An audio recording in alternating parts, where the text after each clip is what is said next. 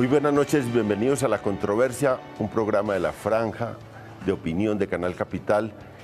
Cada semana hablamos de los temas candentes del día y hoy tenemos unos temas muy polémicos, dos temas muy polémicos. Uno es la llegada al país de María del Pilar Hurtado y bueno, la entrega a las autoridades presionada por la circular de Interpol viene a responder por un hecho que fue muy controversial en el país durante mucho tiempo, que es las chuzadas del DAS.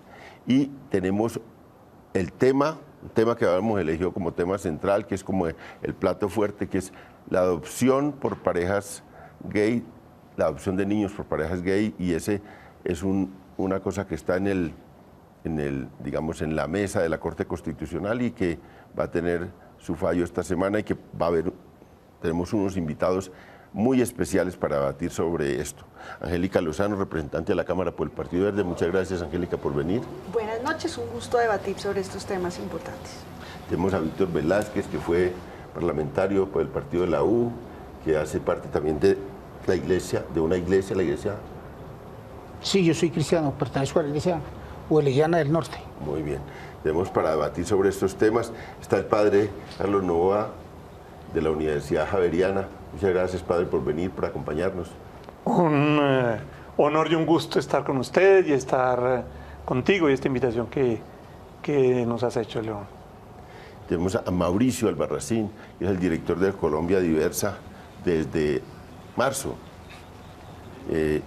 Y para este debate, muchas gracias, Mauricio, por venir. Buenas noches.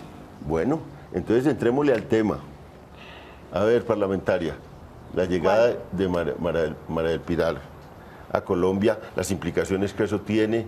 Se ha dicho que ya está prácticamente terminado el juicio a María del Pilar, que es muy difícil que le den ahora beneficios para que hable la verdad, para que cuente de dónde vinieron esas órdenes. Ese es el debate del día, si ella va a hablar, si no va a hablar, qué implicaciones tiene para todo un proyecto político como el uribismo.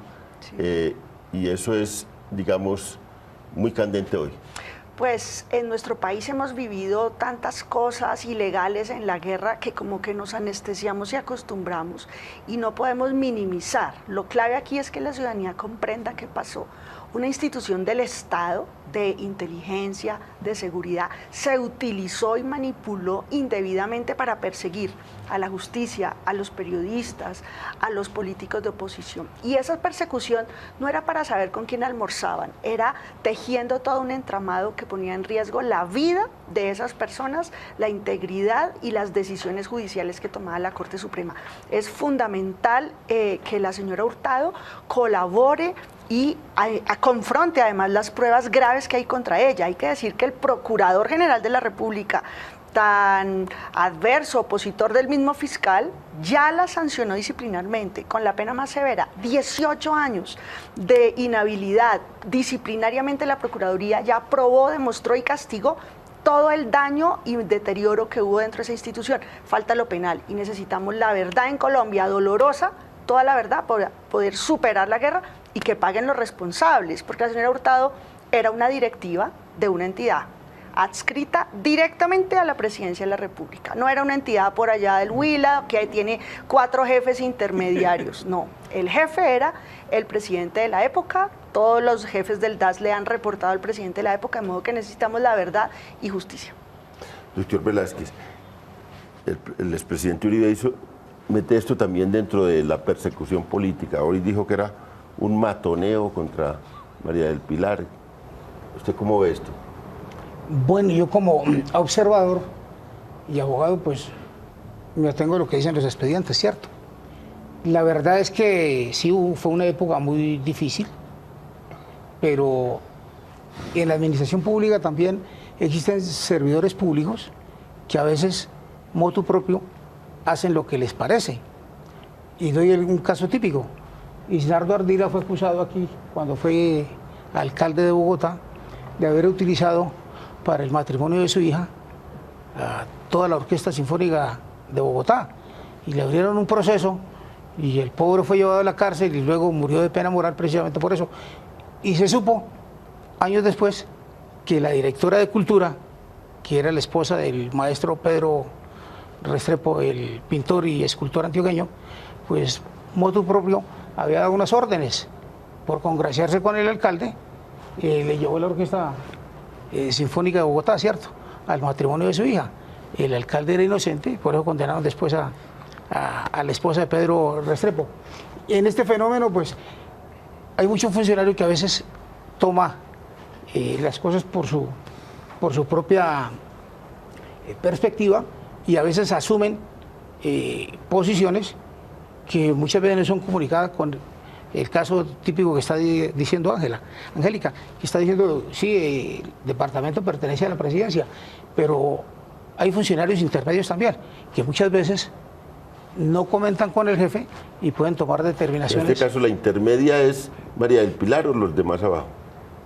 Pues ahí está, hay servidores como Bernardo, que está siendo juzgado. Hoy entiendo que le compusaron copias a José Obdulio, ¿cierto? Ahora hay que ver qué dicen las investigaciones en el fondo. Claro, esto se presta para muchas interpretaciones, para tomar posiciones a favor y para tomar en contra.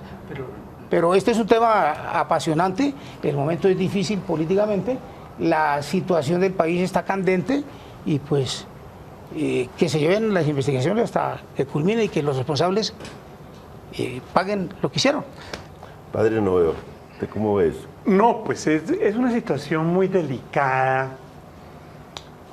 Quisiera, digamos, subrayar ante todo que con este asunto de las llamadas, digamos, comúnmente chuzadas del DAS, es decir, interceptaciones ilegales a comunicaciones privadas que violan uno de los artículos fundamentales de la Declaración Universal de los Derechos Humanos, Personales y Sociales de 1948, como es el derecho a la privacidad de las personas y a la privacidad de sus comunicaciones, que solamente pueden ser intervenidas bajo orden judicial, y que bien sabemos que así no sucedió en este país en la época en que la señora Hurtado y otros jefes del DAS estaban al mando de ese organismo.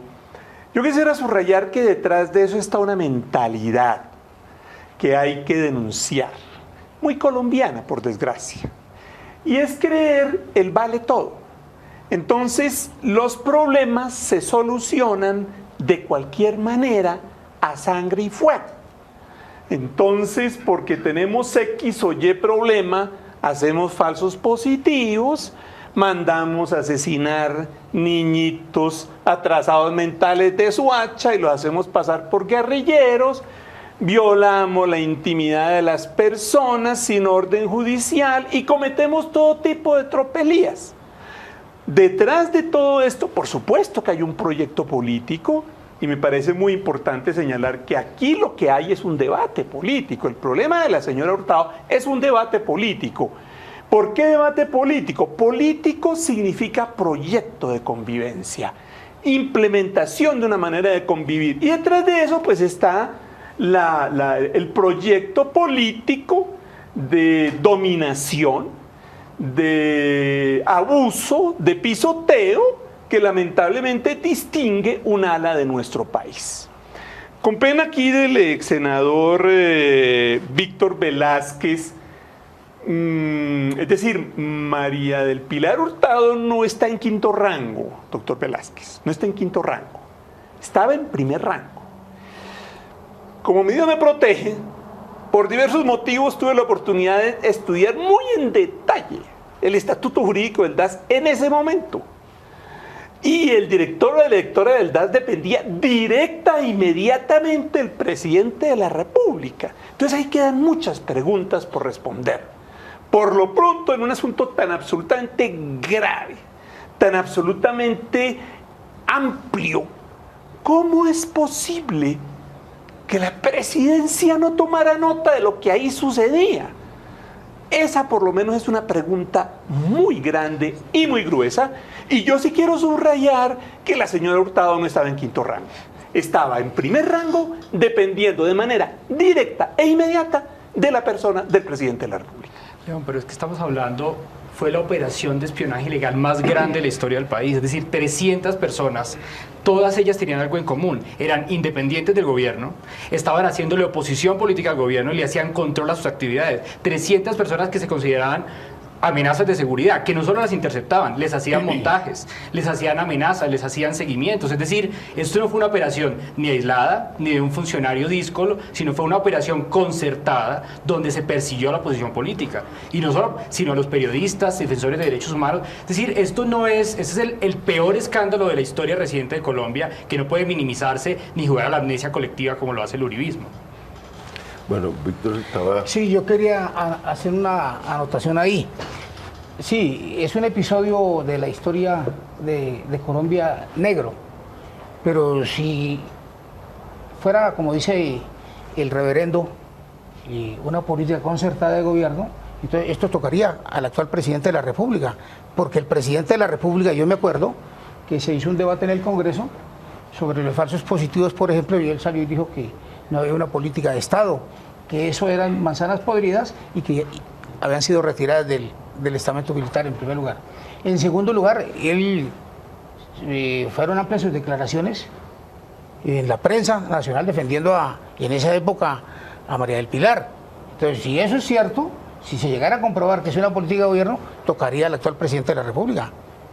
El presidente Uribe lo mete hoy en su comunicado para casualmente lo implica en el tema. Pero si ustedes escuchan... Nos hundimos todos, parece la consigna. Como que el Santos dice, si vienen por mí me los llevo a todos, ¿no? Esto es un asunto serio y aquí el tema es de jerarquía y funcionalidad. La señora directora del DAS le reportaba al ministro de Defensa de la época o al secretario general de la presidencia, al secretario privado, al asesor político José Obdulio y lo más importante, a su único jefe, el señor presidente. Pero estos son temas que se tratan en un consejo de ministros. Esto tiene Las chuzadas, esto tiene que ver con la seguridad. Sí, ese magistrado pero es que esto tiene que ver con la seguridad del país. Tiene que estar enterado el ministro de la Defensa.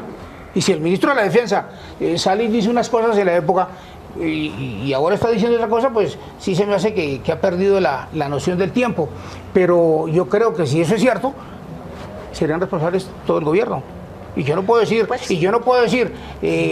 yo lo dije porque pertenecía a un gobierno y había que defenderla. No, pues yo creo que si eso era una política concertada del gobierno, hay que investigar y que esto llegue hasta las últimas consecuencias. Pero lo que tenemos que aclarar, y ojalá María del Pilar ayude a aclarar esto, es de dónde venía la orden directa. A ella, que era de un alto nivel, pero al fin y al cabo subalterna.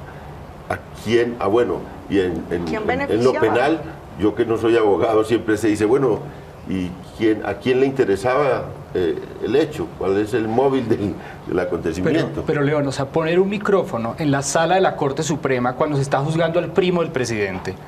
Digamos, yo no creo que eso sea una acción aislada ni de un funcionario díscolo. Se da en plena parapolítica, en pleno momento en que el gobierno estaba muy cuestionado y se la jugaba por una segunda reelección. Es decir, el beneficiario político era el gobierno central. Digamos, yo no sé si fue quien dio la orden, pero el beneficiario político en últimas sí era el presidente de la República y su círculo cercano.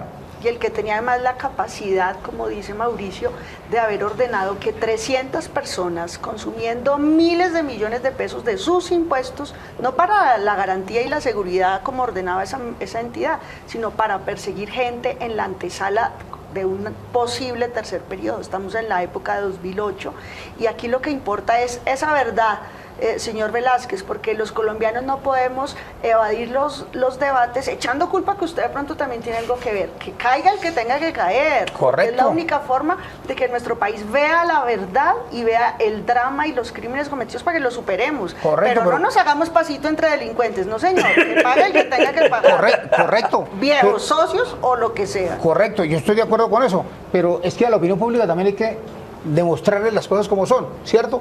No parcializarnos, porque aquí hay una investigación que tiene que culminar con unas sentencias, ¿cierto?, donde tienen que estar involucrados los que tomaron parte. Por eso yo empiezo resaltando que una figura como el señor procurador, que tiene unas diferencias políticas con el actual presidente Santos, unas afinidades públicas políticas con el expresidente Uribe, ya sancionó, ya dijo 18 años, cometieron las irregularidades. No es una persona de oposición, son las instituciones del Estado con pruebas y con esas posiciones Pero políticas. si el procurador hubiera encontrado algún indicio de responsabilidad, si lo que se quiere es decir que el responsable era el presidente Uribe, pues ha debido compulsar las copias a la comisión de No es acusaciones. que, pues, Sin embargo, no, pues ha debido compulsar las copias y sin embargo no lo hizo. Pues si tenemos una Gis condenada, solo ella y no el que le dio el la pregunta ministerio, sería, la notaría. ¿por qué no compulsó las copias? Pues yo miro las toros desde la barrera, si no las compulsó fue porque no encontró un indicio o alguna cosa por el estilo, ¿cierto? Sí. Ahora, como se trata, como nos dice aquí el señor Velázquez, de ayudarle a la opinión pública, yo sí quiero subrayar el estatuto del Departamento Administrativo de Seguridad. El estatuto es claro y contundente y no deja dudas. El director del estatuto depende directa e inmediatamente del presidente de la República. Es el presidente de la República quien lo nombra. A él tiene que darle cuentas inmediatas de todo su proceder. Si se trata, como dice el doctor Velázquez, yo estoy de acuerdo con él, de ayudarle a hacer claridad a la opinión pública. Y perdóname, y León, y yo quiero insistir, ¿qué es lo que hay detrás? Lo que hay detrás es un proyecto totalitario. Lo que hay detrás es una política donde lo único que impera es la venalidad, la ley del más fuerte y donde el derecho y la dignidad de las personas no cuenta para nada. Es que, para usar una frase de un senador de los Estados Unidos sobre el FBI, Uribe convirtió el DAS en un elefante furioso fuera de control. Es que el anterior director del DAS está en la cárcel por haber infiltrado el DAS con los paramilitares y acusado de homicidios usando información de inteligencia. Es decir, lo que pasa con el DAS no es solo el hecho de las chuzadas y María del Pilar, es el comportamiento general del gobierno Uribe frente a los servicios de inteligencia que lo convirtió en una policía política contra la oposición. Esa es realmente la verdad que nos debe el gobierno Uribe sobre los servicios de inteligencia. Bueno, yo sí tengo que, pues yo intervengo por otra cosa ahí. Sin embargo, mire, todas las investigaciones que le han hecho a Jorge Noguera, ahí voy. No ha aparecido vinculado Uribe para nada, pero ¿cierto? Está condenado. Pero el jefe de inteligencia está condenado por eso él está condenado, sí, claro, y eso es cierto. Le prestó el carro a Jorge 40, y la verdad no se puede ocultar. Particular. Está condenado él, pero no aparece ninguna evidencia donde se salpique al presidente Uribe, es lo que yo quiero resaltar, ¿cierto? En aras de la verdad y de la verdad procesal de los hechos. Puede ser que no aparezca, puede ser que la hayan ocultado, puede ser que la hayan desaparecido, porque es que es la manera como se procede en el ejercicio del Poder Judicial en este país. Sabemos que hay una agilidad muy grande para borrar pruebas, para desaparecer expedientes.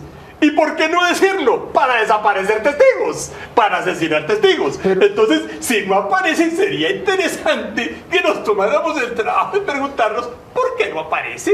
Porque por qué no aparece pueden ser muchas causas. Pero mire que ahora le están ofreciendo, por ejemplo, a María del Pilar le están ofreciendo casa, carro y beca, ¿cierto? A todos los delincuentes en este país para desmantelar las bandas se les ofrece eso. Hasta perdón judicial le están ofreciendo hoy, ¿cierto? No puede. No, pero es que ya lo dijo el fiscal. Acabo de escuchar una declaración ahorita de venida donde el fiscal dice, rebaja de penas. donde el fiscal dice, incluso se puede llegar a casa por cárcel, sí, claro. A una rebaja de penas, se pueden negociar, dijo el a todos los fiscal. delincuentes, Correcto. para desmantelar las bandas criminales. Entonces, les ofrecen ciertos privilegios. Condenaron a Jorge Noguera. Pues si el presidente hubiera tenido algo que ver, ya Jorge Noguera se hubiera acogido a un beneficio. Sin embargo, no se acogió a nada, ¿cierto? Sí, la responsabilidad la asumió. Entonces, yo creo que, con todo el respeto, en un país como el nuestro, somos muy dados a lanzar frases que pueden en un momento entenderse como medios de presión.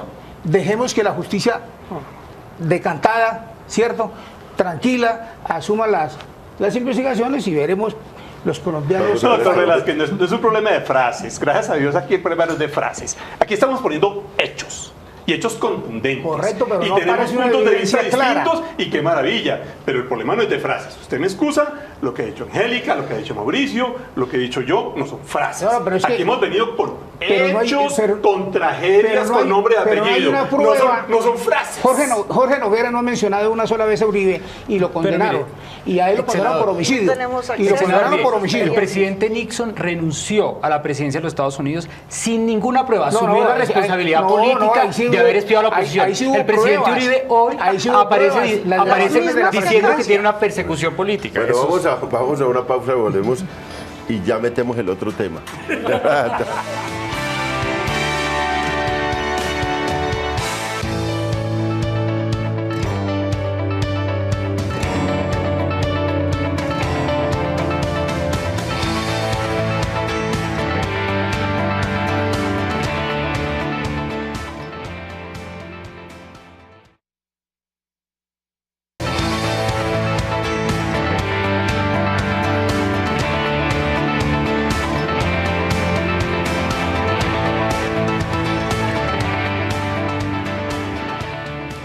Estamos en la controversia y debatiendo en este primer segmento sobre la llegada de María del Pilar Hurtado al país, sobre la entrega a las autoridades y sobre las implicaciones que tiene ese caso tan impresionante de chuzadas o llamadas chuzadas, que fue un seguimiento a líderes de oposición, a la propia Corte Suprema de Justicia, a periodistas, y fue muy grave. Y bueno, aquí tuvimos un debate ya con los distintos puntos de vista. Pero ahora venimos con un tema también muy interesante, que es el tema de la adopción de niños y adolescentes por parte de parejas del mismo sexo. Eso está en el escritorio de la Corte Constitucional. El viernes deben de decidir sobre una demanda que ha instaurado un ciudadano, y eso es lo que vamos a debatir. Pero primero vamos a un pulso ciudadano y a un pulso político, recogiendo opiniones sobre el asunto para después venir al debate acá.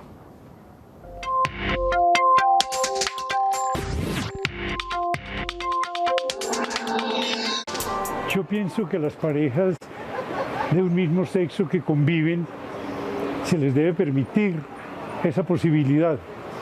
Creo que el equilibrio emocional, el desarrollo del niño depende mucho más del afecto que se le brinde, de la manera como se conviva, del ejemplo que muestren los convivientes en su vida. Una falla que se haga el derecho al revés. En términos de derecho, el que debe ser favorecido indudablemente es el niño, el menor de edad no emancipado, y por lo tanto no se le puede obligar a un menor de edad a tener que aceptar como padre y madre una pareja del mismo sexo. Eso es imponerle al menor un modelo de familia. Si esa pareja de un mismo sexo es capaz de brindarle al niño ese afecto y mostrarle con su convivencia una vida ejemplar, pacífica, bella, no veo absolutamente ningún obstáculo para que se les permita adoptar. Pareciera doloroso decirlo, pero más bien si una pareja asume un matrimonio, una unión permanente, legal, con otra persona del mismo sexo y tiene menores de edad, debería estar la ley dispuesta a que esos menores tuvieran otro tipo de adopción. Uno lo que le pide a la Corte o a cualquier juez que sea elegido es que tiene que respetar el precedente, y el precedente y la Constitución dice que todos somos iguales y no puede existir ninguna discriminación en Colombia. La posición de la Iglesia es un no a la adopción de niños o de menores por parte de parejas del mismo sexo. Creemos que la Corte Constitucional tiene que fijarse en lo que son los derechos de los niños y no simplemente los deseos de quienes deseen adoptar a los niños. Los hijos criados en hogares homosexuales son hijos que tienen las mismas ventajas y las mismas desventajas si no tienen unas condiciones adecuadas de amor y de cuidado. Yo creo que el amor y cuidar a los hijos no es un privilegio heterosexual. Un niño necesita la figura paterna y la figura materna. La pareja homosexual o es toda figura materna o es toda figura paterna. Entonces falta una dimensión allí que es la que el niño también necesita las dos figuras.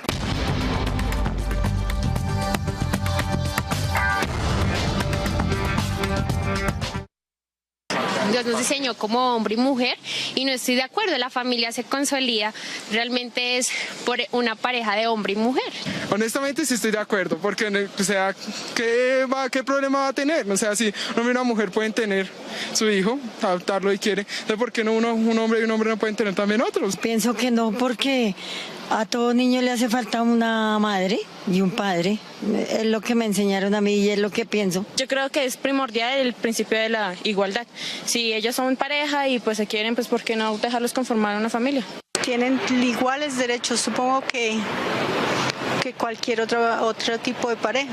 Si ya se casan matrimonios gays y todo, pues debería haber más tolerancia entre las personas, desde que sea para bien, no veo cuál es el problema, ahorita ya se ve de todo. Digamos, yo conozco un caso hace muchísimos años de una pareja, adoptó niños y hoy en día son grandes profesionales, entonces yo no sé por qué le ponen tanto problema a eso, entonces también tienen derecho. No estoy de acuerdo con eso porque Dios nos creó hombre y mujer y no así. ¿Por qué crees que es malo? Porque, no sé, le inculcan mal a los niños, digamos, a los niños que tienen o van a adoptar. Le inculcan cosas malas.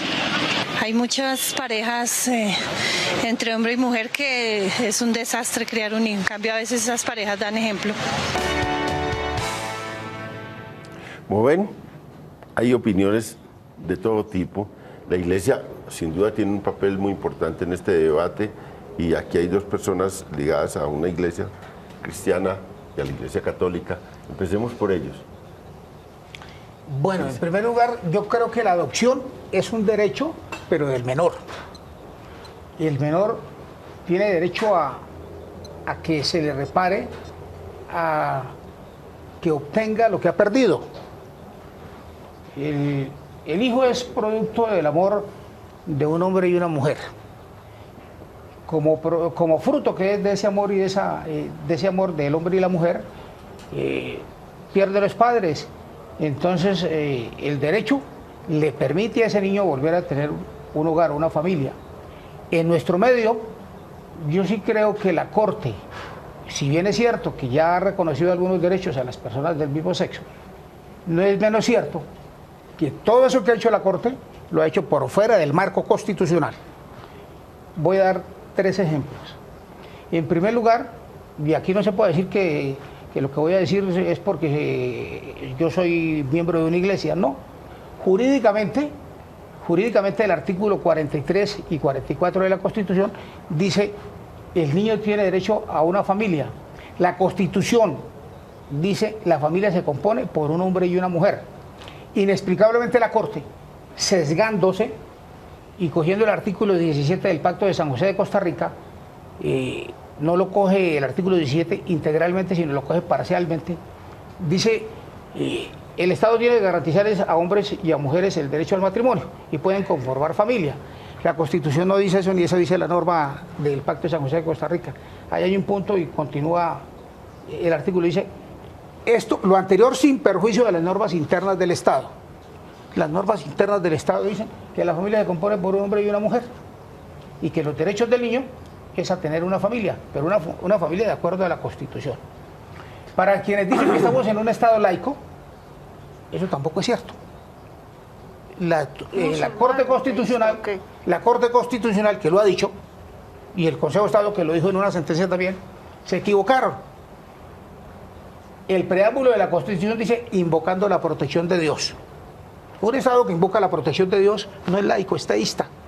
Y si no, que lo diga aquí el reverendo que nos acompaña esta noche. La congresista, cuando se posesionó del cargo, tomó la ley quinta del 92 y dijo, juro por Dios cumplir la Constitución y la ley. Yo no dije eso. Perdone, ese es el juramento. No allá, ese es el juramento. Pero usted cuando se posesionó le tomaron el juramento. Eso es indiscutible. Entonces, si juran por Dios... Yo juré por la Constitución de Colombia. Dispense, ese juramento no es cierto. El que le pregunta, que es el presidente que le da la posesión, dice, usted jura, y le dice, usted jura por Dios y por la paz de cumplir la Constitución y la ley, y uno dice, sí juro. ¿cierto? Está aceptando. Esa es una demostración de que Colombia no es laico, Colombia es un Estado teísta. Le voy a dar otra.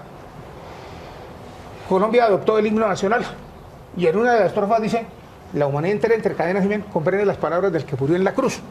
El que murió en la cruz no fue don Carlos Pizarro, no fue Marulanda Vélez, no fue el hombre más importante que tenga el país, que es Álvaro Gómez Hurtado, no fue Luis Carlos Galán. Ni una mujer, el que murió en la cruz. No hay ni una mujer pero es que en la en cruz este no país, murió ninguna ¿usted? mujer, en la cruz el que murió fue el carpintero de Belén, el Dios hecho hombre.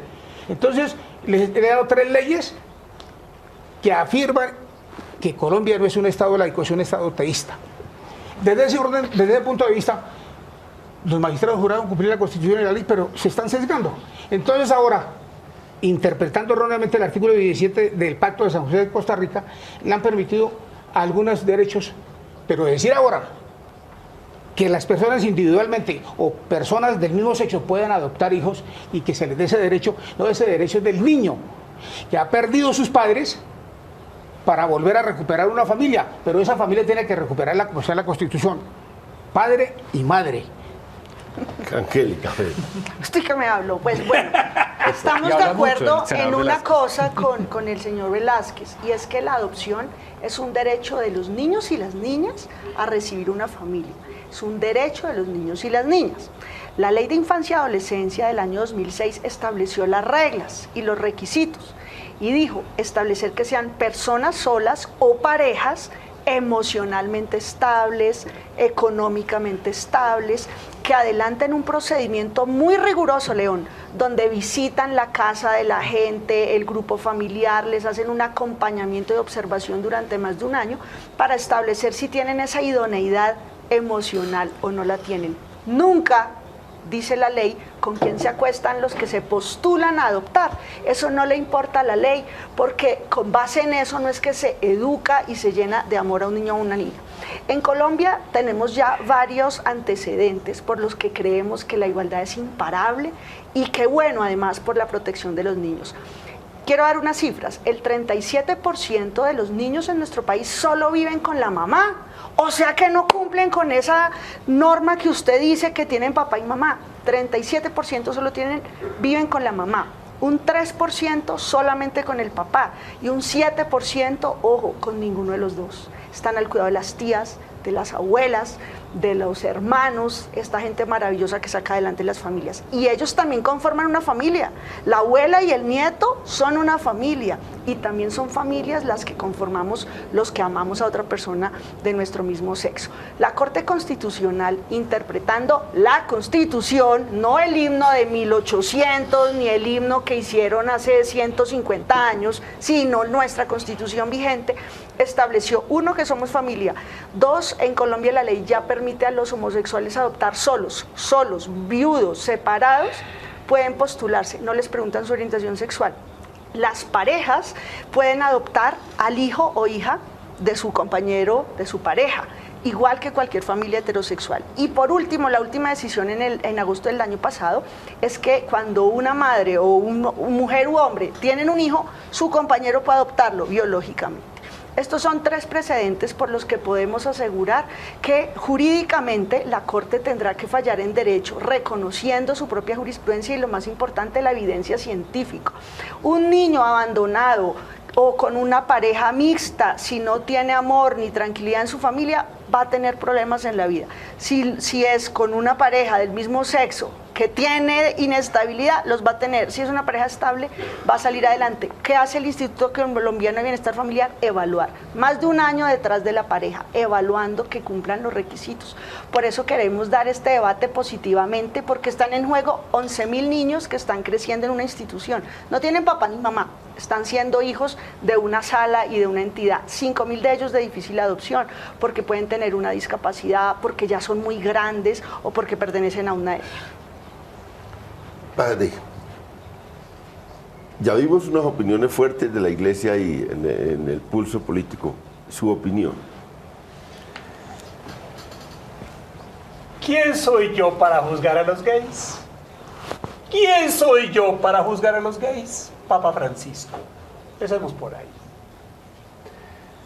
La postura oficial de la comunidad católica sobre los homosexuales es clara y con el Papa Francisco no queda duda.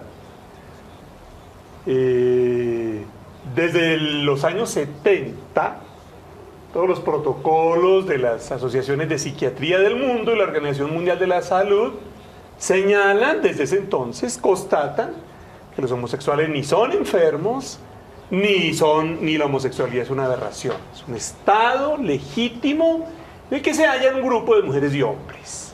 ¿Cierto? Yo quiero ser claro y enfático en eso.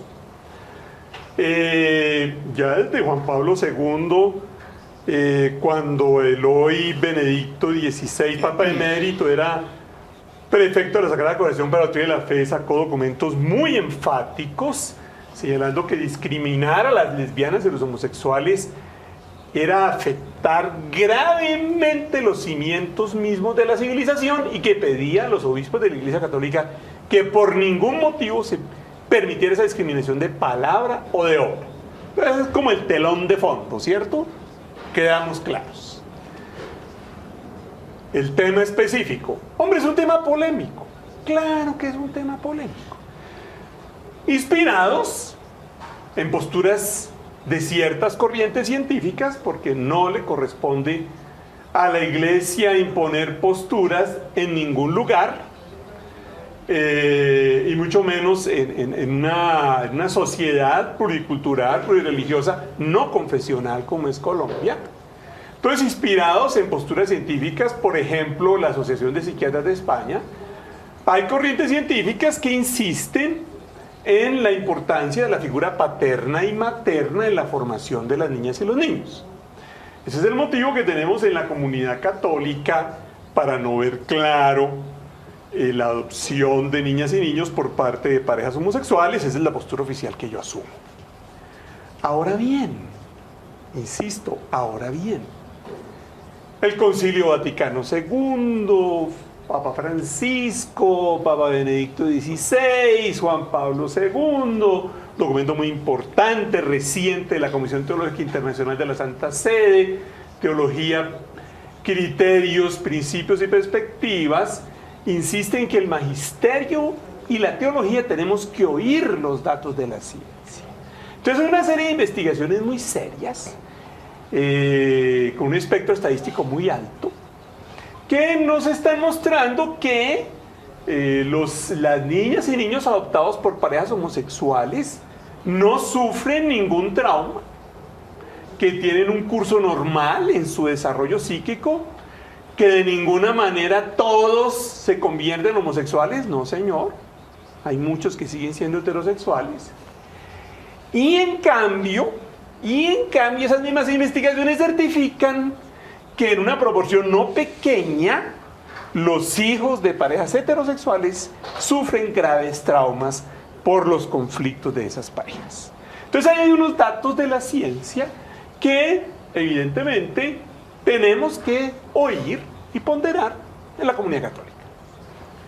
Precisamente las investigaciones que se han hecho, hubo un concepto muy fuerte de la doctora Cristina Plazas, que está a la cabeza del ICBF, que planteó que lo que se había demostrado pues, de sus estudios es que no había estos conflictos. Pero quisiera preguntarle, Mauricio, ustedes en Colombia Diversa le han hecho seguimiento a casos concretos de parejas, y ¿qué referencia tienen ustedes de esto? Pues lo primero, León, yo creo que en este debate hay que serenarse, como dice el procurador. Yo creo que es un debate que hay que dar con mucha tranquilidad, porque se está hablando de familias reales que tienen hijos reales, es decir, las parejas del mismo sexo tienen, como todos los colombianos, en el artículo 40 dice, la pareja decidirá el número de hijos que tendrá. Y las parejas del mismo sexo tienen hijos biológicos. Por eso, Monseñor Marulanda, me sorprende la afirmación que hace, que insinúa quitarle los hijos a las parejas del mismo sexo. Ya tienen hijos, ya crían hijos, y criar un hijo en este país es un acto tan responsable, teniendo en cuenta que hay hombres que abandonan a sus esposas o a sus compañeras, que abandonan 10.000 niños. Es decir, estamos hablando de actos muy responsables. Entonces, como para responder al asunto, es decir, nosotros tenemos parejas de verdad que tienen hijos de verdad y necesitan protecciones legales de verdad. Entonces, este debate hay que darle un poquito atrás, es decir, personas heterosexuales o personas homosexuales pueden criar hijos y no solo le pueden dar el mismo cariño, el mismo amor, y no solo lo demuestran los estudios científicos del Ministerio de Salud, del ICBF, del Colegio Colombiano de Psicólogos. Es que estos no son estudios inventados por Colombia Diversa, ni por la Iglesia Católica, ni por Víctor Velázquez. Es decir, la ciencia, más de 2000 estudios en revisiones sistemáticas muestran que no existe ninguna diferencia en la crianza. Pero además, vamos un poquito atrás, que el senador Velázquez ha puesto el tema religioso y también el padre aquí presente. Varias parejas del mismo sexo bautizan a sus hijos dentro de la Iglesia Católica. Y los bautizan con los dos papás y las dos mamás. Las mamás lesbianas de Medellín son mamás, ellos son niños judíos. Es decir, este no es un tema religioso, antirreligioso. Ese es un tema de la protección de familias reales sin ninguna histeria moral. Es decir, lo que estamos buscando es que la Iglesia, la Corte Constitucional tome una decisión que proteja a los hijos, y de pronto va a tener votos de magistrados conservadores. Miren que el magistrado Pretel fue el que otorgó la adopción al ciudadano norteamericano de 2 niños que eran hermanos mayores de 8 años. Es decir, estamos hablando de proteger hijos de verdad que parejas heterosexuales abandonaron y que están a la espera de ser adoptados en el ICBF. Nos vamos a una pausa y volvemos.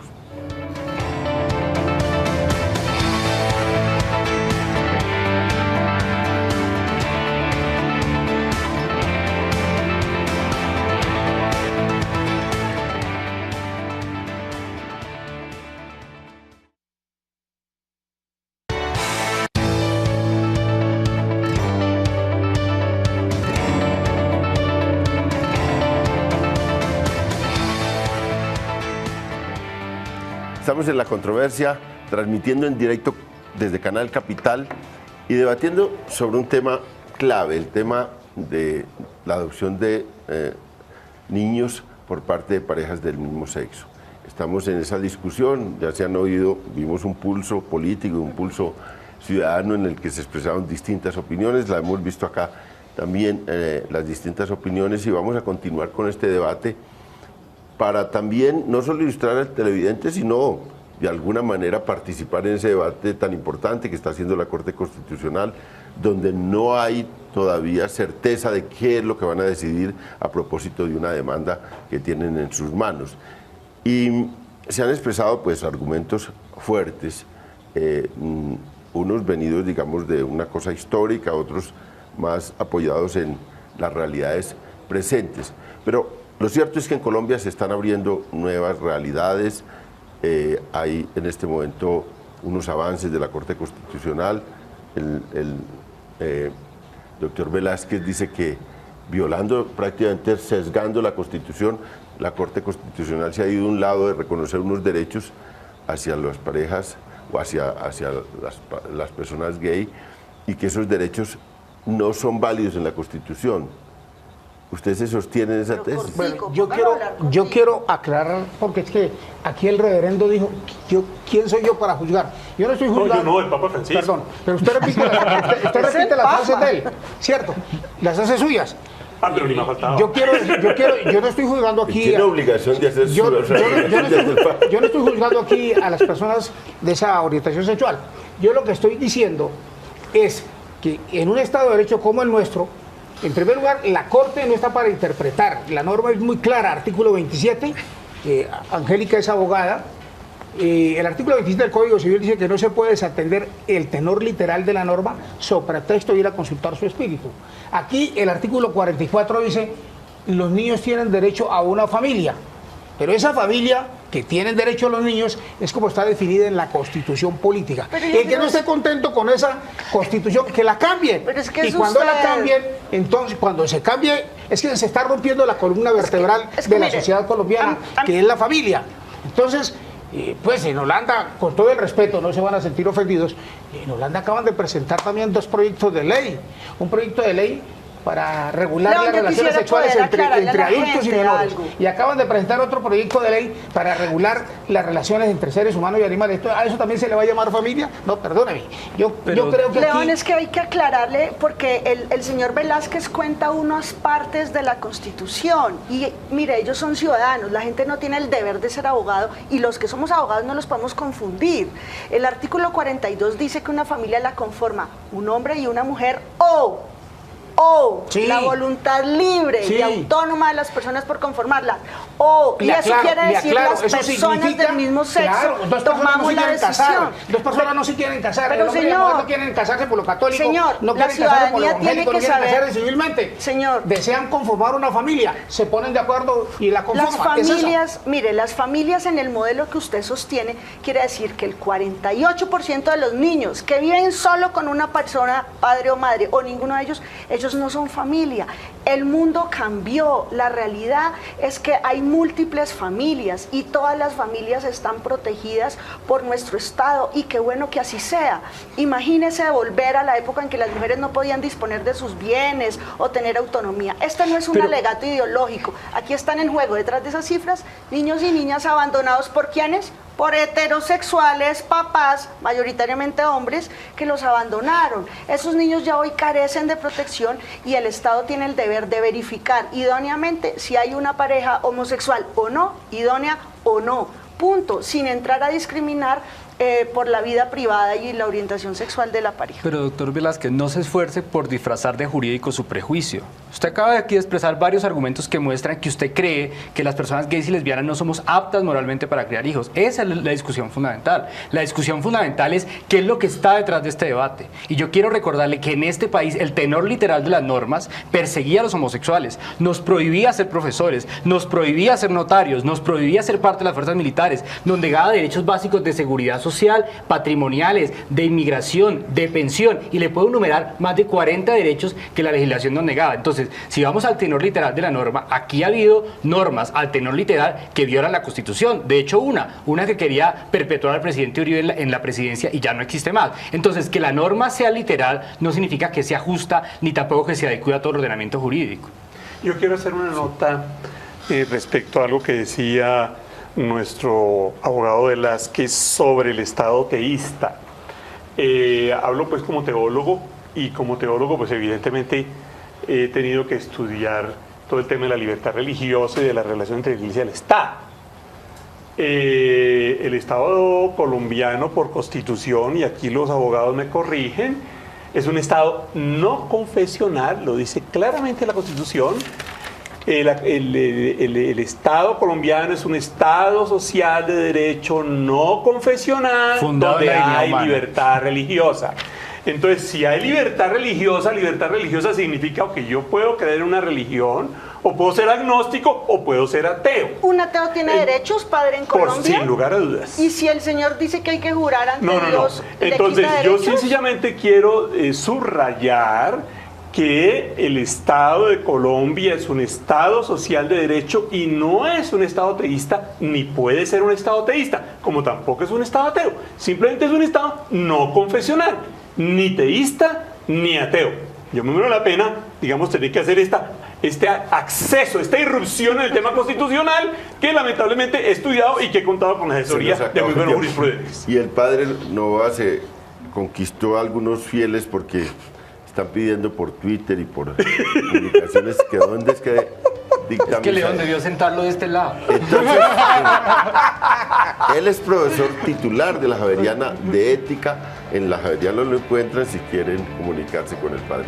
Misa con Muy el buenas padre noches, Javeriana. muchas gracias por Gracias a ti, acompañarnos. Un Leo. debate muy Muchas gracias por la interesante. invitación. Y el próximo lunes estaremos en otra controversia desde Canal Capital. Muchas gracias a todos los televidentes.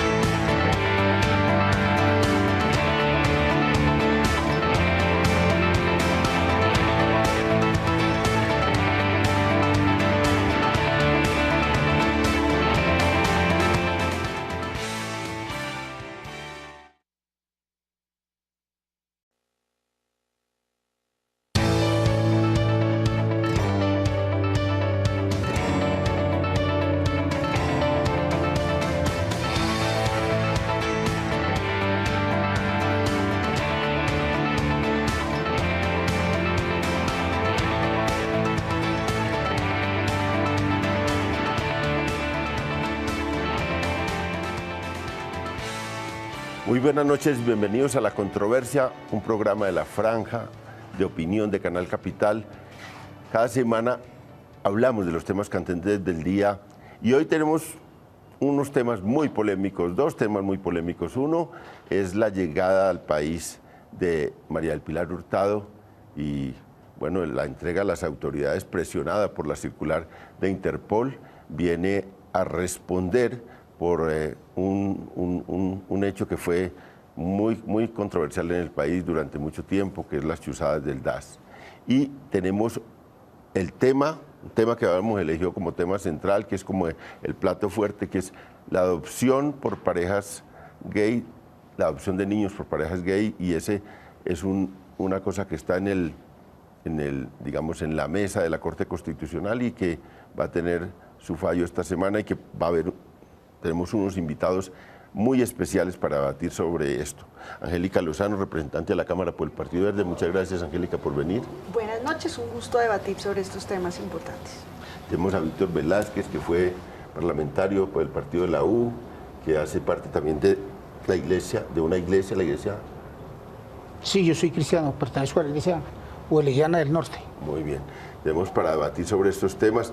Está el padre Carlos Novoa, de la Universidad Javeriana. Muchas gracias, padre, por venir, por acompañarnos. Un honor y un gusto estar con usted y estar contigo y esta invitación que nos has hecho, León. Tenemos a Mauricio Albarracín, que es el director de Colombia Diversa desde marzo. Y para este debate, muchas gracias, Mauricio, por venir. Buenas noches. Bueno, entonces entrémosle al tema. A ver, parlamentaria, la llegada de María del Pilar a Colombia, las implicaciones que eso tiene. Se ha dicho que ya está prácticamente terminado el juicio a María del Pilar, que es muy difícil que le den ahora beneficios para que hable la verdad, para que cuente de dónde vinieron esas órdenes. Ese es el debate del día, si ella va a hablar, si no va a hablar, qué implicaciones tiene para todo un proyecto político como el uribismo. Sí. Y eso es, digamos, muy candente hoy. Pues en nuestro país hemos vivido tantas cosas ilegales en la guerra que como que nos anestesiamos y acostumbramos y no podemos minimizar. Lo clave aquí es que la ciudadanía comprenda qué pasó. Una institución del Estado, de inteligencia, de seguridad, se utilizó y manipuló indebidamente para perseguir a la justicia, a los periodistas, a los políticos de oposición. Y esa persecución no era para saber con quién almorzaban, era tejiendo todo un entramado que ponía en riesgo la vida de esas personas, la integridad y las decisiones judiciales que tomaba la Corte Suprema. Es fundamental que la señora Hurtado colabore y confronte además las pruebas graves que hay contra ella. Hay que decir que el Procurador General de la República, tan adverso, opositor del mismo fiscal, ya la sancionó disciplinarmente con la pena más severa, 18 años de inhabilidad. Disciplinariamente la Procuraduría ya probó, demostró y castigó todo el daño y deterioro que hubo dentro de esa institución. Falta lo penal y necesitamos la verdad en Colombia, dolorosa, toda la verdad para poder superar la guerra y que paguen los responsables, porque la señora Hurtado era una directiva de una entidad adscrita directamente a la Presidencia de la República. No era una entidad por allá del Huila que tiene 4 jefes intermediarios, no. El jefe era el presidente de la época, todos los jefes del DAS le han reportado al presidente de la época, de modo que necesitamos la verdad y justicia. Doctor Velázquez, el expresidente Uribe mete esto también dentro de la persecución política. Hoy dijo que era un matoneo contra María del Pilar. ¿Usted cómo ve esto?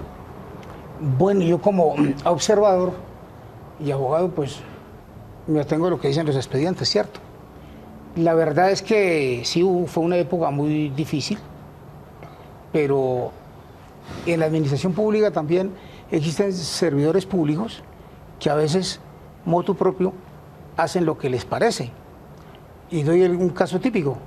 Isnardo Ardila fue acusado aquí, cuando fue alcalde de Bogotá, de haber utilizado para el matrimonio de su hija a toda la Orquesta Sinfónica de Bogotá.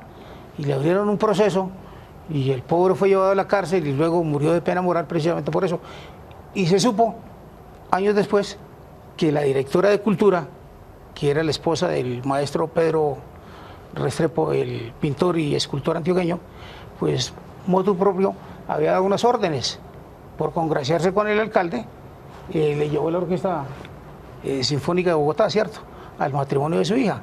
El alcalde era inocente, por eso condenaron después a la esposa de Pedro Restrepo. En este fenómeno, pues